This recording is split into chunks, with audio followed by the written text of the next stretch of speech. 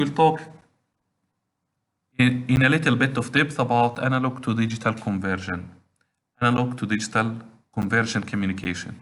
So the first step in analog to digital conversion is to move from analog to digital communication is to digitize the analog signal. How do you digitize it? How do you sample?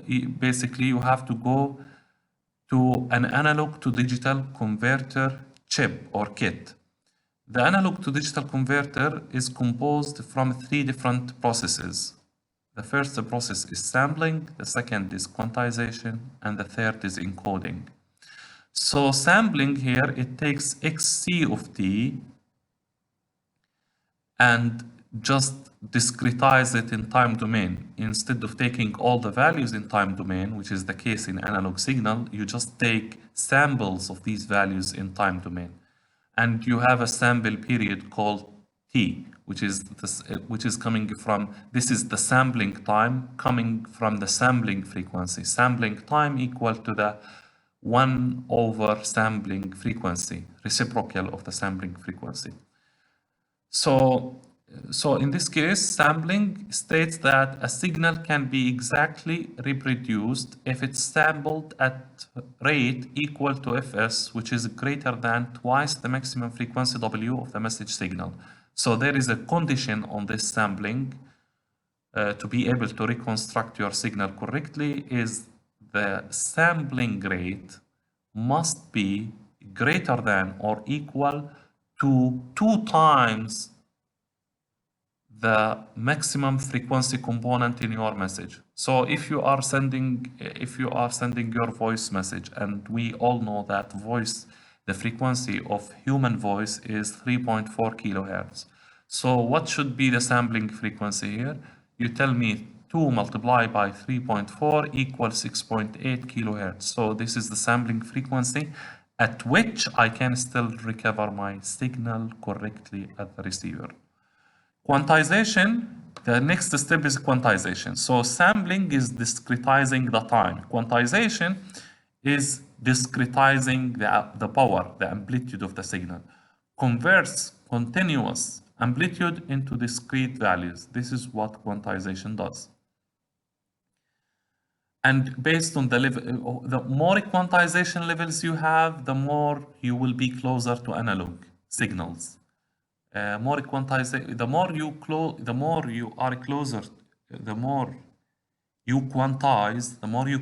your signal in the amplitude domain, the better the quality of your signal.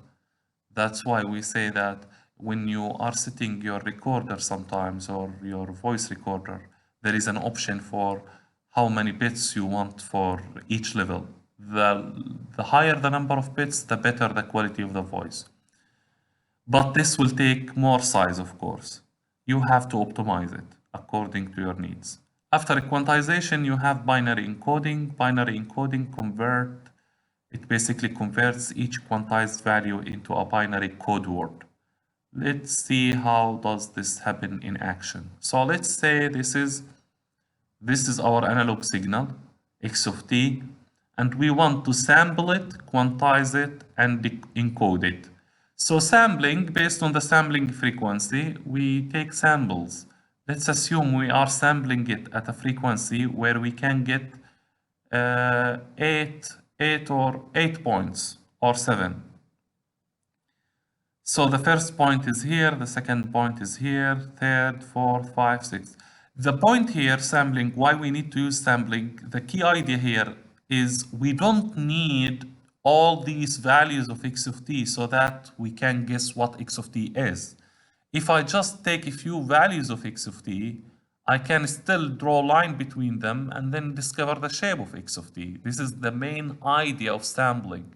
I don't need all the values of x of t in order to be able to draw or guess what x of t is.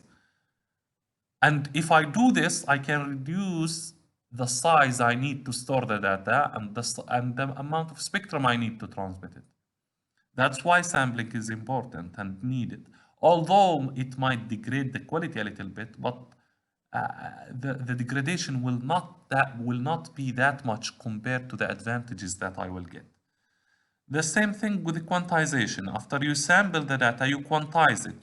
Quantization means that instead of allowing the message to take any value you want, any value it wants based on the function of x of t, you now force the signal, force the discretized value to take only one of the values that you define in your set.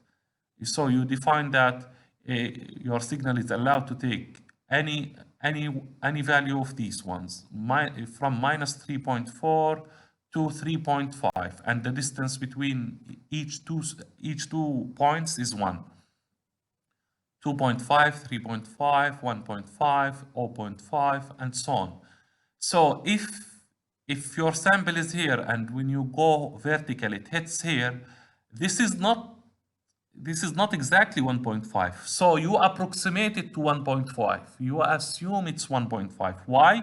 Because in my finite set of values, there is nothing called 1.3, for example, here. So I must take 1.5. And it continues like this. At this sample, I approximate it to 3.5 and so on and so forth. Now, each quantization level will be mapped to a code from 0 to 7. And if it is 0, it's going to take 0, 0, 0. If it is 1, for example, this point here over here, when you take the horizontal line of it, it hits here. Minus 3.5. Minus 3.5 has code 0. Code 0 in binary is 3 zeros. This value over here hits minus 2.5. It's level 1. So the code here 100. And you continue doing this for all the samples and the quantized value. You end up getting a sequence of bits. This sequence of bits basically a representation of this x of t function. This is the process. This process is called analog to digital conversion, the process in which we use sampling, quantization, and encoding. So imagine the huge advantage we have now. Instead of dealing with analog, now we have sequence of bits that we can pass them to the processor or microcontroller. We can process them, code them, program them, encrypt them, compress them, channel encode them, whatever. And at the end, to a computer, this sequence represents a signal. But to us, we don't understand this sequence of bits. That's why at the receiver side, you need to return back from sequence of bits to this signal, x of t, analog. Because as a human, we understand only analog signals. We don't understand bits, the meaning of bits. So to return back to this signal, the sequence of bit passes through a process called digital to analog conversion process, which is the opposite of this process. And we have different types of quantization. We have uniform and non-uniform quantization. What's the meaning of that? In uniform quantization, the spacing between the quantized samples here is fixed. The spacing between two quantized value is the same. 1 here. 3.5 minus 2.5 is always 1. 2.5 minus 1.5 is always 1. So the spacing here is uniform. That's why we call it uniform quantization. But sometimes our signals are not regular, and you see that they have huge fluctuations in certain region and low fluctuations in other region. And if we use uniform quantization, we will not be able to capture all the details of the signal, and we may lose information. To avoid that, we used non-uniform quantization. So non-uniform quantization means that when there is too much fluctuations and there is too much details in the signal, you just reduce the step size. The step size is basically the size between the quantized sample. When there is not too much detail, you increase the step size. I mean, when there is information which is important to be captured, you reduce the step size to be able to quantize more and get more samples and more values. Uniform quantization is the simplest form, is most popular, conceptually of great importance. The input-output characteristics of the quantizers are either you use staircase-like or nonlinear. Quantizers can be classified into mid-read and mid-rise. So you can use mid-read and mid-rise. What are these? Mid-read and mid-rise. If you use mid-read, which is to the right-hand side, this is mid-read quantizer. Mid-read means your reference, your quantization reference is the zero. You start from zero, and you start taking a quantization. Here, the quantization levels, the spacing between them is called delta. And delta can be found by calculating the maximum value of the signal minus the minimum over the number of quantization level that you want to quantize. Based on that, you determine delta. Now, the starting of delta should be with respect to zero. We call this type of quantizers mid-read quantizer. But if you don't want to use mid-read and you want to make the zero in the middle of the quantization of in the middle of delta, which is the quantization step, then in this case we call it mid-rise or mid-riser. This is the difference. So here you will get integer deltas here, 1 delta, 2 delta, 3 delta, because your reference is 0. But here you get delta over 2, 3 delta over 2, 5 delta over 2, 7 delta over 2. Now it's not, you can use as many levels as you want. The single factor that determines how many values, how many quantization levels you need is your application. If you are dealing with very sensitive application, very sensitive information, then you have to use larger number of quantization levels, and therefore the number of bits representing each level will increase automatically. But if you are not dealing with so sophisticated or sensitive information, then you reduce the number of quantization levels, and accordingly the number of bits representing each level will automatically reduce. This is a quantization example. For example, it says design a quantizer circuit to quantize the following sequence of samples using a mid-read quantizer. Mid-read quantizer is this type. Mid-read, you start from 0, 0, 0 reference, and your signal in the question, it will give you the maximum value, the minimum value. So all what you need to do first is to determine delta, the step size. The step size is determined from delta. You see the maximum value is 1.5, the minimum value is minus 1.5. You subtract them from each other, divide over the number of values you have, the number of quantization values that you want to have in your system. Let's say here 4, then you get delta. According to delta, you start here from 0, and you make sure that the distance around 0 is 0.75. So here you take it from up 0.375 and from down minus 0.375. And you continue according to this in such a way that the distance between each two quantized samples is 0.75. And if you have these samples at the beginning of your sampler, their quantized values will be, you just need to approximate these values to the closest value. So 1.2, if you put 1.2 here, where is 1.2? 1.2 is going to be something like here, and it's closer to 1.5. So the closest quantized value to it is going to be 1.125. So you put here 1.125.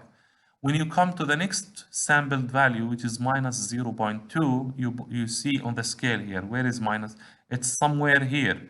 So it's the closest quantized value to it is this one, the one in red, minus 0.375, and you put it here. And after you give code for each level, And since we have 4 levels, then the number of bits for each level is going to be 2. And then you basically convert these values, like instead of 1.125, this one, you are going to put here the code 1111, because this is level. If you have 4 levels, you need 2 bits to represent all of them. And if you start from 0, 0, 0, 1, 0, 0, 1, 1, 1. So this value over here will correspond to 1, 1. The following value, which is minus 0, minus 0.375, which is over here, is going to be represented by 0, 1. And so on and so forth. You just complete the mapping process. So this is how quantization works, and you have to pay attention to few things. The first one is calculating the step size, which is delta, which depends on the maximum value of the signal and minimum value, and the number of levels you want to quantize. Number of levels is determined by how much, how sensitive your data is, how sensitive your information in the signal is, and if you want high quality quantization, you increase L. If you want low quality quantization, you reduce L. What's the trade-off here? If you increase L, you increase the size of your sequence. If you reduce L, you decrease the size. Now, what should I do? Which one is better? This is determined by your application. If you don't care about memory size, but you care about quality, then you should increase L. If you care about size, but you don't care that much about quality, then you should reduce L. This is how you do it. And first you sample the signal, you take sample signals, you approximate them to their quantized values after you find delta, and then you map these to codes. And then you will end up having a sequence of bits that represent your analog signal. And this process is done in all digital devices. Whenever we talk, whenever we send a message, whenever we do anything. So it's crucial process that it's important for us to understand and learn. So thank you everyone. Take care, stay blessed, and see you in the next